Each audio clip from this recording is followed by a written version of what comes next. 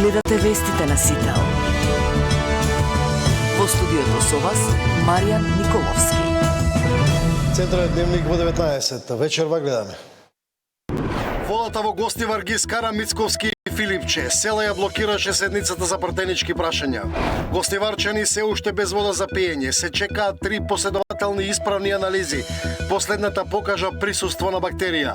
2 лица во критична состојба на респиратор со западно-нилска треска. Армен Фетај ќе биде специјален представник за ЕУ во Брисел. Остри реакции. Пожарот на Крит вон контрола. Има загинати пожарникари. Над 8.000 евакуирани. За металургијата и рудните богатства, што означува новата геополитика на минерали и какви капацитети има Македонија, дали државата може да гарантира современ концепт на рударство. Во тема на денот универзитетскиот професор Горан Начевски, председател на Сдруженијето на металурзи на Македонија. Добро вечер, останете овде, почнуваме веднаш.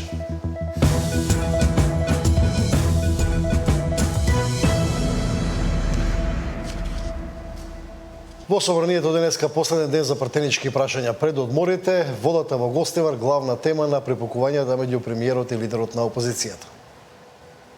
Од загадената вода во Гостивар, преку животниот стандард на граѓаните до блокирани евроинтеграции, лидерот на опозицијската СДСМ Венко Филипче со низа критики за работата на премиерот Мицковски ги отвори последните пратенички прашања пред годишниот одмор. Го пуштате министерот за внатрешни работи да зборува за чистење на водата, хлорирање, хиперхлорирање. Човекот нема капацитет, не знае за тоа. Не му е тоа сфера на експертиза. Внимавајте, хиперхлорирање на водата носи зголемен ризик од малигни болести. Нема најави за зголемување на стандардот. Нема најави за зголемување на платите. Се порасна. Сите цени се зголемија, освен платите. Тие стагнираат. Се зголеми парното, се зголемија повторно горивата, повторно нема мерки за помош на одредени категории. Па зарам сега не се потврдуваат нашите тези тоа што ние го зборуваме, дека намерно не сакате во Европа, дека намерно го блокиравте европскиот пат. Кој е премиер крив за овие работи? Јас знам, вие ќе кажете, Венко е крив, СДСМ е крива за села, меѓутоа граѓаните знаат дека вие сносите одговорноста за сите овие работи. Мицковски возврати со обвинувања кон Филипче и СДСМ, наведувајќи податоци за состојбите во периодот кога тие беа на власт. Центар за јавно здравје Прилеп. Извештај од 1 февруари 2019 до 28 февруари 2019. Се однесува за градовите Прилеп, Крушево, Македонски Брод. Самиот извештај вели дека има неисправност на водата поради тоа што имаме М се однесува на бактериолошката неисправност и Ф се однесува на физичко-хемиската неисправност на примероците. Еве ги сите тие параметри. Превземено ништо. Се обидувате на граѓаните да им помогнете на тој начин што ќе ги надплатите неколкукратно вакцините преку оваа стабри компанија. Јас очекувам дека обвинителството ќе превземе во своји раце да го истражува овој случај и не се заканува, нема потреба да се плашите. Јас знам дека Фројд работи кај вас, но нема потреба да се плашите. Јуни 2022 влада на СДСМ, експертот што ви дошепнуваше позади вас, член на таа влада, дуе во таа влада и уште некој, инфлација 14,7%. Осми во овие 12 држави, 14,7%. Јуни 2026 година, 3,4%. Трети, 73 месеци влада на СДСМ и ДУИ. Просечно месечно се зголемувала платата за 224 денари. Просечна плата јули 2024 40.961 денар, просечна плата мај 2026 година 49.544 дена. 23 месеци влада предводена од ВМРО ДПМН или просечно месечно растела по 373 денари. Прашањето на Филипче беше единственото пратеничко прашање во првиот дел од седницата. Пратениците од Албанската лига, предводена од Села, најавија блокада на работата се додека не биде одговорено на писменото прашање на пратеничката Даути, поднесено пред речиси 1 месец за правична застапеност. Следуваа десетина процедурални забелешки, а тензичните моменти председателот на собранието Гаши ги прекинуваше со паузи. Дали слушате новинари, граѓани е должен да одговара.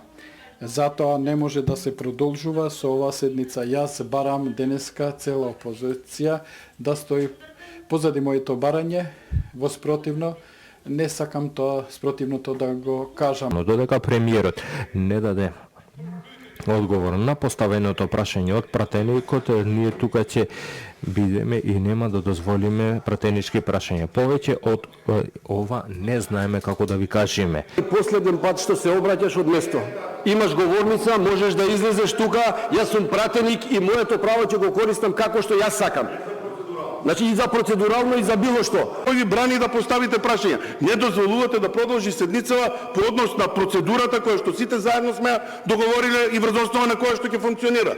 Тоа не бил одговор за неа. Ваш проблем е. Поставете друго прашање, поставете трето прашање, свикајте пресконференција. Поднесете интерпелација, ќе разговараме за се, ама не да кочите со нешто што не можете да кочите.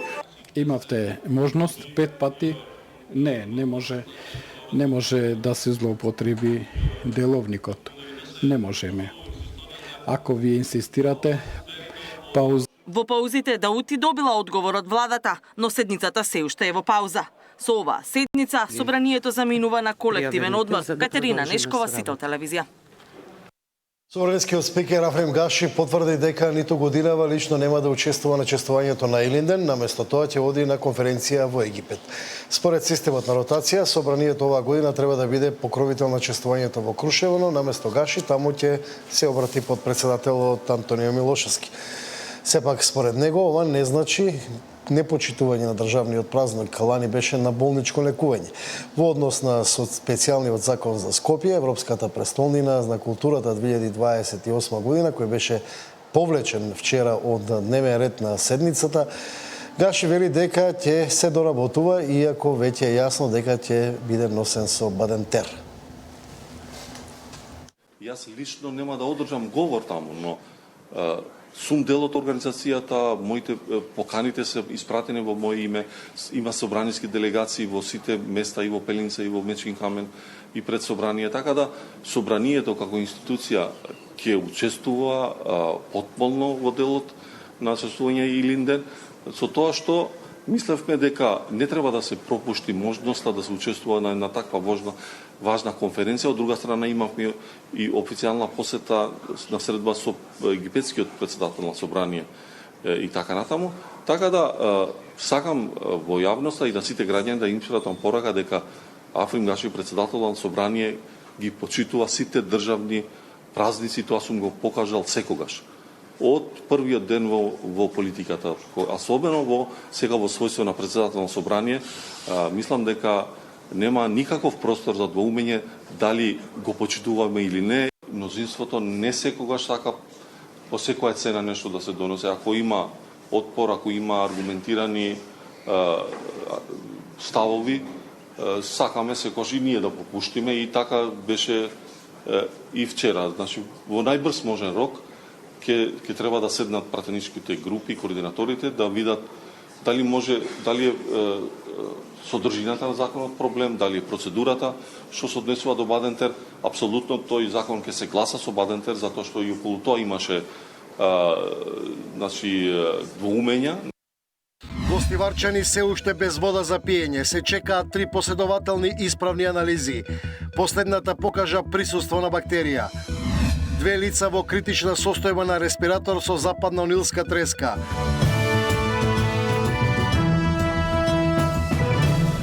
Гостиварчани се уште немаат вода за пиење. Кога водоснабдителниот систем ќе биде способен, за сега нема најава. Министерството за здравство вели дека мора да бидат добиени 3 последователни исправни анализи. Последната покажа присуство на нова бактерија. 3 последователни чисти тестови. Ова е условот од кој надлежните не отстапуваат пред конечно да ја тргнат забраната за пиење на водата во Гостивар. Иако најавите беа дека до крајот на викендов гостиварци ќе добијат питка вода, сепак лабораториите детектира нови бактерии во водоводниот систем поради предолгото стоење на водата во водоводните цевки, па е неизвестно се уште до кога ќе треба да чекаат граѓаните да користат водата за пиење и готвење. Сакаме да бидеме максимално сигурни пред да дозволиме водата да се употребува за пиење и за подготовка на храна. Значи се следат пробите, тие ќе продолжат и во текот на викендот, значи секој ден од повеќе кориснички места се земаат проби. Во моментот чим 3 едно по друго проби ќе бидат соодветни за пиење, ќе биде ставен во употреба водовод. Секој ден се прават анализи од најмалку 9 кориснички места, која ќе биде соопштено. Вчера помош во гостиварските здравствени установи побарале 73 пациенти, додека претходниот ден беа пријавени 71 пациент. Според надлежните, епидемијата стивнува во споредба со пикот пред 10 дена, кога дневно беа регистрирани над 600 пациенти. Во општата болница доктор Ферит Мурат Гостивар се регистрирани вкупно 45 нови прегледи, од кои 26 на инфективно со 2 нови хоспитализации и 18 на педиатриското оделение. Во моментот се хоспитализирани по 20 пациенти на инфективно и на оделението за педиатрија. Во здравствениот дом Гостивар се регистрирани 28 нови прегледи во дежурната служба, велат од Министерството за здравство. Од почетокот на кризата на средината на јули до сега над 4000 граѓани побарале лекарска помош поради стомачни тегоби поврзани со загадената вода за пиење. Тамара Дичевска, Сител телевизија. На инфективната клиника расте бројот на критични пациенти со западно-нилска треска. Освен двајцата пациенти кои се на респиратор, има уште 5 други лица. Саја Димитровска. Двајца пациенти со западно-нилска треска хоспитализирани на клиниката за инфективни болести се во критична состојба и поставени на респиратор. 76 годишниот скопјанец повеќе од една недела е на одделот за интензивно лекување и на механичка вентилација. А од утринава и 66 годишен пациент исто така од Скопје, кој на инфективна бил примен пред 4 дена, но дошло до влошување на неговата состојба. Кај овој пациент, 66 годишниот, кој имаше влошување на здравствената состојба, која беше причина поради која е интубиран денеска, исто така е пациент кој не патувал надвор од земјата, како тоа ви значи епидемиолошката анкета и за него е негативна. Но има куп коморбидитети. Освен двајцата пациенти кои се на механичка вентилација на инфективна со Вест Найл вирусот, има уште 5 лица кои според лекарите се во стабилна состојба. Сите се на 60 годишна возраст со коморбидитети и како што велат инфектолозите се најризична група за појава на тешката форма на вирусот. Дополнително на инфективна чекаат резултати за уште 3 сомнителни, кои биле хоспитализирани со воспаление на мозокот. Се чека дополнително лабораториските резултати од Институтот за јавно здравје. Постои големно сомнение дека може да се работи за истата инфекција. Вирусот кај 80% поминува без симптоми. Околу 20% имаат полесна клиничка слика и само 1% може да завршат со невроинвазивна форма и болничка хоспитализација. За вектор преносливите болести постојано заседава и Комисијата за заразни болести, а освен мапирање на местата од каде потекнуваат заразените. Апелот до граѓаните е да спроведуваат лична заштита, со користење на репеленти, соодветна облека и отстранување на застоена вода од дворовите. Годинава има околу 20 пациенти со болести што ги пренесуваат инфицирани комарци. Најмногу се со западно-нилска треска. Сања Димитровска, Сител телевизија. Судскиот совет го избра Герасимовски за веде претседател на Скопска апелација. Доби најмногу гласови, иако не беше најдобро оценет. Арбен Фетај ќе биде специјален представник за ЕУ во Брисел. Остри реакции. Судијата Зоран Герасимовски избран за веде претседател на Скопска апелација. Судскиот совет го избра со најмногу гласови, иако не беше најдобро оценет. Зоран Ѓорѓиев. Судскиот совет назначи веде председател на Скопскиот апелационен суд. До изборот на нов председател функцијата вршител на должност ја извршува судијата Зоран Герасимовски. Неговото именување доаѓа откако досегашната председателка Мери Дика беше избрана за судијка во Уставниот суд. На седницата на која дел од членовите учествуваат телефонски имаше дилема кој привремено да раководи со второстепениот суд. Освен Герасимовски предложена беше и Тања Милева, која со последното оценување добила највисоки оценки. Според законот за судовите, за веде се избира судијата кој со последното оценување е најдобро рангиран, но според членовите на советот можни се отстапки. Во последната година од периодот за оценување, Герасимовски бил член на судскиот совет, а таква состојба не била предвидена според законот за судови. Тој бил и пониско рангиран од судијката Милева. Но судијата Тања Милева е највисоко бодувана со 197 бодови. Останатите што имаат над нејзе се или пензионирани или се во Врховниот суд. Не сметам дека секогаш треба да се примени членот 89 автоматски и механички. Но ако отстапиме од овој член, треба да имаме добро разложение зошто треба да биде друг предлог. Вториот предлог, судијата Зоран Герасимовски, е бодуван со 186 бодови. За членовите на судски не беше спорно дека Милева имала најмногу бодови со последното оценување, но како што рекоа, Герасимовски, кој бил и нивни колега од Советот, имал менаџерски способности, а и редовно го совладувал приливот на предмети. За веде го предложи членот на Советот Ивица Николовски. Милева пак беше предлог на Антоанета Димовска. Се работи за добар, квалитетен, искусен судија со долгогодишно искуство, осветлот на своето работење, поскажува исклучително позитивни резултати, континуирано секогаш бил оценуван позитивно. Се кажа многу позитивни работи за вториот предлог, за првиот предлог не се ни спомна ништо. За волја на вистината да кажеме дека колегата Зоран Герасимовски всушност и си отиде од судскиот совет кога беше најтешко. Па сега можеме и тоа да го цениме, можеби, нели на некој начин. По гласањето со 9 гласа Герасимовски беше избран за веде председател на апелациониот суд во Скопје. Тој функцијата ќе ја извршува до изборот на нов председател. Зоран Јаневски, Сител телевизија. Екс-министерот Фетај, кој 3 месеци не доаѓаше на работа, ќе биде специјален представник на владата за Европската унија во Брисел. Неговото назначување предизвика остри реакции. Арбен Фетај доби нова државна функција. Откако поднесе оставка од позицијата вице-премиер за добро владење, сега ќе ја представува државата како специјален представник за Европската унија во Брисел. За ваквата владина одлука се пофали на социјалните мрежи и се заблагодари за довербата која му се укажува. Мисијата што ми е доверена е да придонесам кон унапредувањето на процесот на европската интеграција на нашата држава преку зајакнување на политичката поддршка во институциите и земјите членки на ЕУ, придонесување за надминување на политичките и дипломатските предизвици и засилување на гласот и присуството на Македонија во Брисел и во европските престолнини.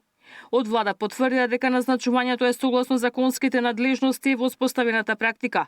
Целта за ангажирањето била државата да има лице кој ќе работи на конкретни стратешки приоритети и ќе предонесе за ефикасно остварување на националните интереси. Познавањето на 3 светски јазици значила и предност во извршувањето на обврските. Неговите обврски ќе офаќаат представување на државата и заштита на нејзините интереси во меѓународната комуникација, давање предлози и препораки до надлежните институции, промоција на резултатите од реформските процеси, идентификување на политичките и дипломатски предизвици за јакнување на позицијата и видливоста на државата во Брисел, велат од влада. Новата државна функција за Фетај предизвика бурни политички реакции. За ЛДП именувањето на Фетај е скандалозна одлука на владата. Председателката на партијата Зајкова од премиерот бара итни писмени одговори и целосна транспарентност до денар за парите што му се исплатени на функционер, кој како што велат, самиот јавно потврди дека со месеци сам иницијативно не доаѓал на своето работно место. Бара точно да се каже колку денови неоправдано бил одсутен и зашто се потрошил државни пари. Екс-министрот за надворешни Османи бара пак одговори која ќе биде функцијата на Фетај кога државата веќе има постојана мисија при ЕУ. Создавањето паралелен политички канал во Брисел ја обезвреднува државната мисија, го подкопува авторитетот на амбасадорот и создава нејаснота и околу тоа која представува државата пред институциите на ЕУ, пишува Османи. Левица преку соопштение обвинува дека власта наместо одговорно за неработењето на Фетај го наградила со унапредување. По реакциите во јавноста поради неговото неколкумесечно непојавување на работа, Фетај си поднесе оставка која парламентот му ја процесуираше минатиот месец. Ивана Соколовиќ најдова, Сител телевизија. Приватните пензиски друштва нудат модел за повисоки пензии и подобра исплата на пензиите. Пожарот на Крит вон контрола. Има загинати пожарникари, над 8.000 евакуирани. Приватните пензиски друштва нудат модел за повисоки пензии и подобра исплата на пензиите. Сметаат дека идејата за евентуална национализација на вториот столб би била погубна. Реформа во пензискиот систем за сигурна пензија на идните пензионери. Од Асоциацијата на пензиски друштва од задолжителниот втор столб предлагаат воведување мултифондови, каде парите би се оплодувале со повисоки приноси и зависно од возраста би се вложувале во поризични акции.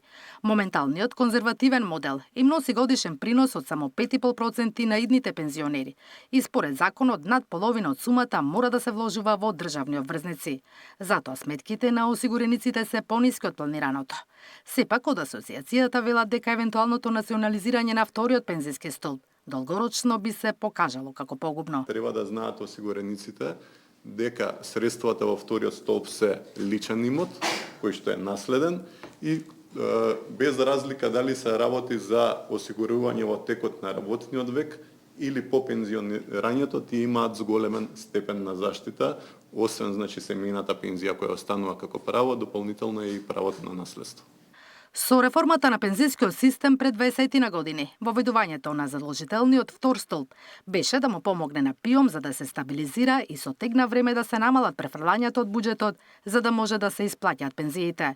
Но иселувањето на младите, продолжениот животен век и пријавувањето на работниците на минималец наместо на цела сума ја доведуваат во прашање висината на пензијата на идните пензионери. Во моментот кога ќе дојде време да се исплаќаат паралелно пензии и од првиот и од вториот столб, врската за исплата на пензии некаде половина од износот ќе падне на терет на вториот столб. А фондот за пензиско инвалидско осигурување, државниот фонд на ПИОМ, и понатаму ќе продолжи да задржува повеќе од 2/3 од вкупниот придонес за пензиско инвалидско осигурување.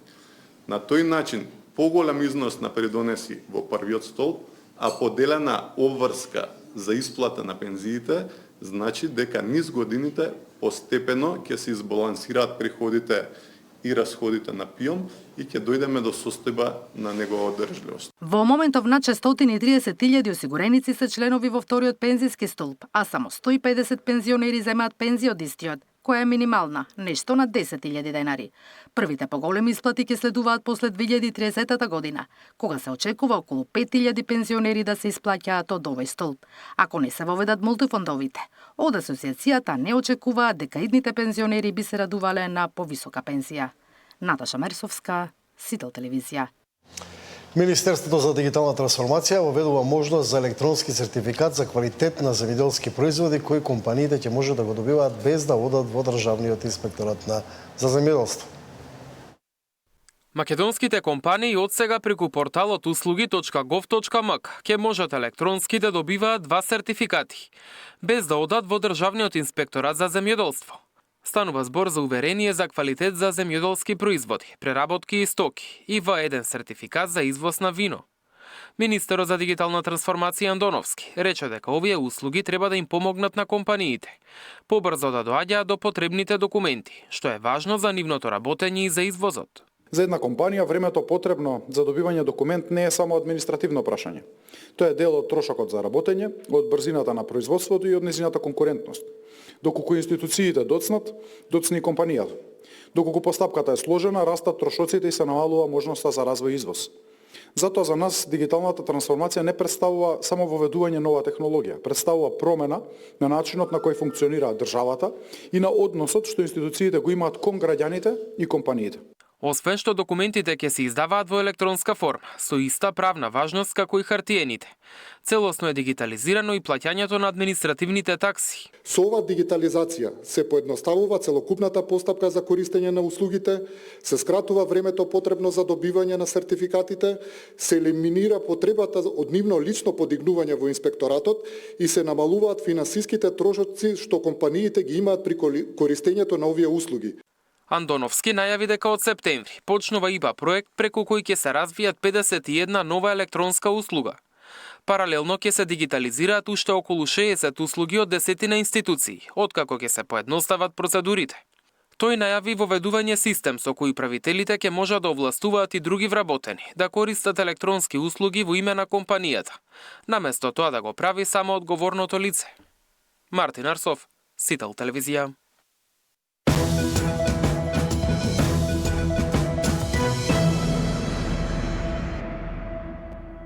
Наред минутите за тема на денот. Мој вечерашен гостин е универзитетскиот професор Горан Начевски, председател на Сдруженијето на металурзи на Македонија. Добро вечер. Добро вечер. Професоре, ние сме во една, условно кажано, една светска, глобална, може да се рече и криза, меѓутоа побарувачка на минерали кои што се случува во светот, раст на цени на метали и така натаму. Имате една дефиниција нова геополитика на минерали. Што значи тоа? Вака се, нова геополитика на минерали, тоа е највеќе значи синџирот на добавување на тие суровини, на критични минерали. Ке нас можеме да видиме во моментов во тие критични минерали влегуваат не само металните минерали, него и неорганските минерали и енергетските минерали. Дали цената ќе расте или опаѓа зависи од побарувачката и понудата на таквите минерали. Нивната тие критични минерали всушност се користат во дигитализација на општеството, во зелената економија, во целата индустрија. Начинот на добавување, односно синџирот на добавување на тие минерали е многу значаен. Еве сега во моментов имаме проблеми со нафтата и бензинот во моментот. Знаеме дека кога имаме случување некој, цената расте автоматски бидејќи не можеме да добиеме дојдеме до тие добро.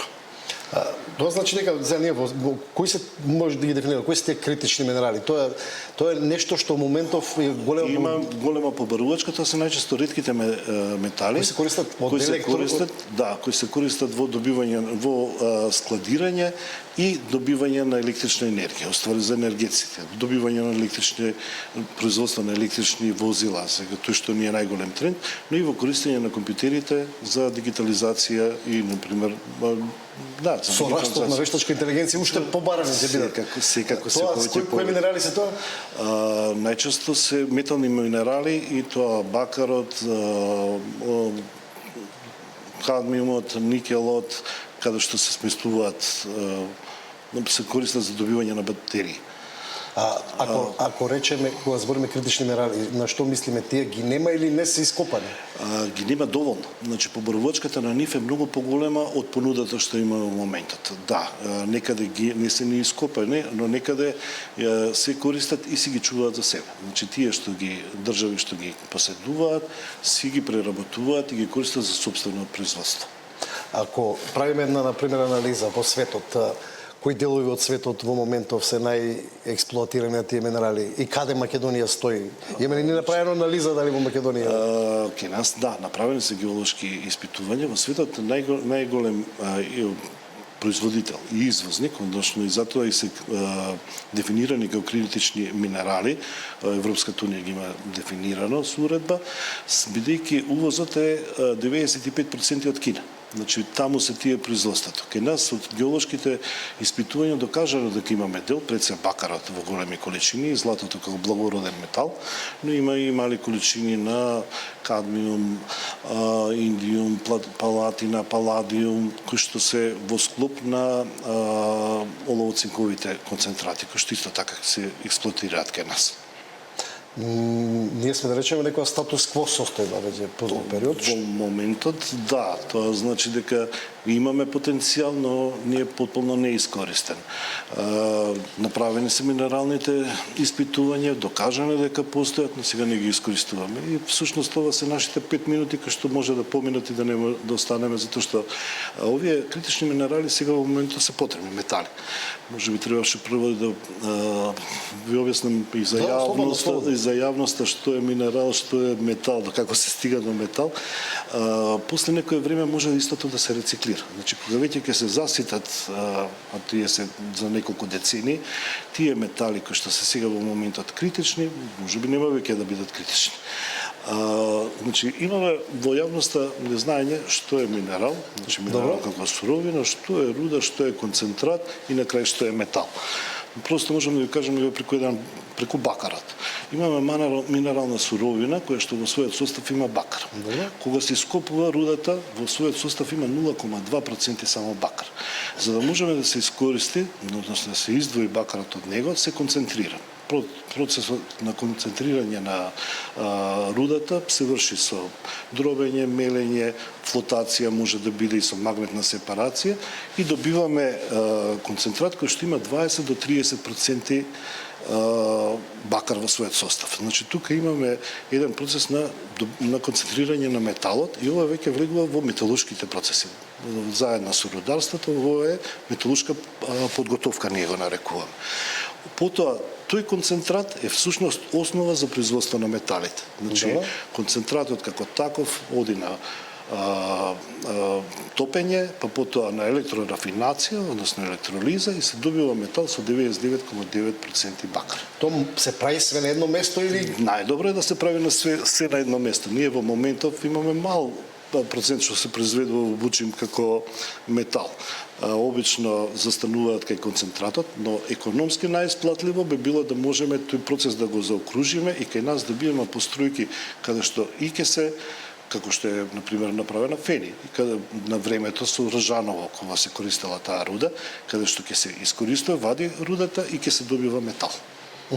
Во минатото ние Македонија имаше поприлично такви капацитети, дел од нив денеска не функционираат, но има доста идеи, начини како да се разработи, да речеме, тој дел од индустријата во Македонија, но има и, да речеме сега, поприлично и отпор од активисти и така натаму, дека тоа може да биде процес кој што во иднина би довело до загадување. Имавме такви некои случаи, да речеме, со 2-3 случаи со Иловица, мислам, и не знам кои беа други поврзани околу тоа, дека има концесии па не профункционира. Сега, како да се најде некаков баланс на тоа? Како Македонија, кога веќе зборуваме дека ние имаме потреба светска од такви минерали, има анализи дека може ги има, како да се стави Македонија на таа карта да имаат и граѓаните некаква придобивка, а при тоа да имаме добра, здрава средина? Вакви проекти, како што се спомнавте и Ловиц, претходно имаше и други кои што беа одбиени, секој за себе си е посебен проект. Овој проект на Ловица, знам дека како што се запознаен сега по статус на околу концесиите нешто, се уште не е започнат, имаше некои измени на претходниот проект што го имаат од еколошки аспект, баш заради влијанието на Сдруженијата од животна средина кои што беа изрично против. Моје лично е мислење дека потребно е да се вклучи научната јавност, да имаме тука некоја комуникација помеѓу инвеститорите, локалното население и овие здруженија, за да се објасни и да се прифатат критиките што ги имат, затоа што ние кај нас, например, кај нас на факултет има дојдено проекти кои што предлагаат некои техники кои што предлагаат стварно неприфатливи, да се буши, да се стави киселина, таа киселина да се повлече како концентрат, што би донело до загадување не само на почвата и подземните материјали, со годишно никако да не би можело тоа да се, ама кога ни го донесоа тој проект како проект, беше јавено и ова се применува некаде. Да, се применува каде што не е населено, во Сибир, во Русија или во Австралија, каде што немаме подземни води. Така да, сепак треба да има некоја транспарентна комуникација и разбирање и отстапки од двете страни. Ама од економски аспект е многу важно да се гледано за државата. Значи, буџетот излез на кога има веќе побарувачка, автоматски ќе расте цената и понатаму. Сигурно нема да остане на овие цени кои што ги има во моментов. Буџетот како на државата, така и на локалната заедница ќе биде дополнет, ќе има нови вработувања, доколку се заокружи тој процес до добивање на метал, 10-кратно поскапо ќе биде отколку ако се извезува како концентрат. Така да тука покрај металургијата, рударството, металургијата вклучени се и уште други сектори кои што се потребни. За металургијата е потребна многу голема количина на енергија. Значи електрична енергија ќе се троши, потребни за транспорт. Тоа ќе биде потребен да се изврши модернизирање на целата инфраструктура, транспортна инфраструктура, која што све сведува на инвеститорот кој што би требало да го направи. Кога зборуваме за дебата што велите ви, почуе на слушате, јас имам чувство дека во јавноста во Македонија се спомне рударство некако одма тоа е штетно, така не се. Вие сте сепак од она стручна јавност. Како да се објасни на луѓето дека не секогаш се негативно? Така е. Затоа што ако не постои рударството, веројатно нема да постои. Така е. Ние имаме историски долго време во Македонија се врши рударство, значи се извршува рударство. Ако го земе Алшар, да речем, или некои други рудници. Рудници кои што се со векови назад, но и сега во моментов има рудници кои што функционираат. Така да тука се запазуваат законските регулативи кои што се усогласени сега со европските. Малку ни е проблем тие правилници како ќе се како би се спроведувале, затоа што имаме треба да имаме инвеститори кои што ќе бидат еколошки одговорни. Значи, они сами да вршат мониторинг и да користат најдобро достапни техники. Државата може да ги зајакне капацитетите на контрола. Е така, тогаш би можело да имаме, но сепак и да се праша и научната јавност. Значи, на секој проект кој што е, за да можеме да кажеме да, може ова да се спроведе, не може да биде и како ќе влијае врз животната средина. Добро, еве според вашето искуство во Македонија може да се спроведе практика на европско или како модерно рударство, како се вели? Секако, затоа што имаме такво законодавство или треба? Имаме законодавството ни е баш такво, само проведувањето ни е малку сега во момент и контролата проблем. Треба да биде по континуирано, предпоставувам. Треба да имаме мониторинг, континуиран мониторинг и на излезните на воздухот, водата и почвата. Добро, а имаме ли кадровски потенцијал во државата, металурзи за да можеме да експлоатираме, преработуваме и правиме пари од тоа? Тука не е најголемиот проблем. Интересот за оваа професија е многу мал. Сега во моментов бараме и поддршка и од државата, затоа што многу мал број на студенти се запишува на Технолошко-металуршкиот факултет. И покрај тоа што имаме многу добра соработка и преку Сдруженијето со индустријата кои што даваат стипендии за сите што ќе се запишат на металургија, на бројот на се многу мал. Број на студенти последната година беа 600 само, од кои што 3 мислам дека продолжија во втора година, многу мал не е. Нема интерес или нема интерес. Повеќе одат на овие дигиталните студии на финки, на некои што се поблиски до компјутерите. Но овде сега има стипендија која што е многу добра, што ме и мотивира за да се продолжи студирањето. Се надевам дека понатаму ќе има поголем интерес на вакви емисии, да го кажам со мислење дека потребна е и за државата, но од друга страна ова е занат. Ке нас се изучува заварување, ке нас се изучува металургија и златарат. Значи може не да работи само во овие големи металуршки капацитети, него може да си работи сам. И веројатно претпоставам и малку по друг пристап на политиката во поглед на тоа. Со оглед да го гледаме дека Германија го враќа военото производство, нуклеарните централи во Франција ги враќа. Да, затоа што немаме пристап, значи она што го спомнав на почетокот, немаме оној синџирна достава ни е прекинат и автоматски мораме да си бараме некои нови извори на суровини, дали се тоа енергетски, метални, минерални, не минерални. Државата ги консултира вас како експерти, како професори, како металуршки факултет? Не, многу малку во овој период, да ви кажам искрено, сега веќе има некој интерес, ама претходно имавме многу поголема соработка. Благодарам за гостин. Благодариме на вас.